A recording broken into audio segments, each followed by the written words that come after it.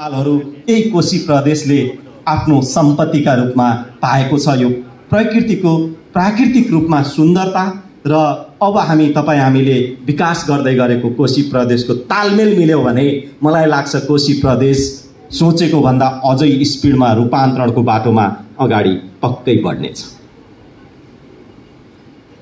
साँच्चै नै मेरा सह उद्घोषकज्यूले भन्नुभएको जस्तै अनेकन सम्भावनाको खानी, प्राकृतिक सम्पदा, उद्योग तथा उत्पादनको केन्द्रबिन्दु कोशी प्रदेशको उत्थान र अभिवृद्धिको लागि कोशी प्रदेश लगानी सम्मेलन 2025 आयोजना भएको छ र मलाई लाग्छ हामी यो अन्तिम क्षणसम्म आइपुग्दा हिजो र आज निकै प्रभावशाली हिसाबले कार्यक्रम अगाडि बढिरहेको छ र आज हामी सम्पूर्ण लगानीकर्ताहरूलाई भित्र्याउँदै कोशी प्रदेशमा लगानी भित्र्याउने प्रतिज्ञा लिएर आउनुभएका लगानीकर्ताहरूसँग एमओयू साइनिङ पनि गर्दैछौँ।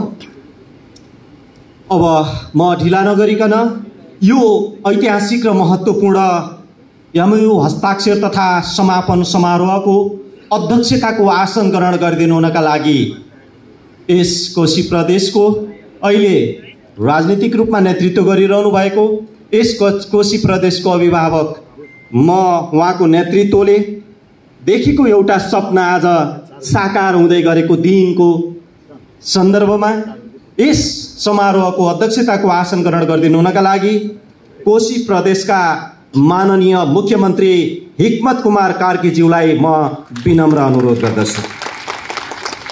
यस्तै गरेर पूर्व मुख्यमन्त्री भन्दा अगाडि म माननीय सभामुख अमर बहादुर विष्ट कोशी प्रदेशबाट हुनुहुन्छ। म माननीय सभामुखज्यूलाई आसन ग्रहणका लागि विनम्र निवेदन गर्दछु। त्यस्तै गरेर पूर्व मुख्यमन्त्री तथा नेपाली काङ्ग्रेस कोशी प्रदेश सभाका संसदीय दलका नेता समेत रहनुभएका माननीय उद्धव थापाज्यूलाई म आसन ग्रहणका लागि सविनय अनुरोध गर्दछु। त्यस्तै गरेर म पूर्व मुख्यमन्त्री तथा नेकपा एकीकृत समाजवादी कोशी प्रदेशका संसदीय दलका नेता माननीय राजेन्द्र राईज्यूलाई म आसन ग्रहणका लागि हार्दिक अनुरोध गर्दछु।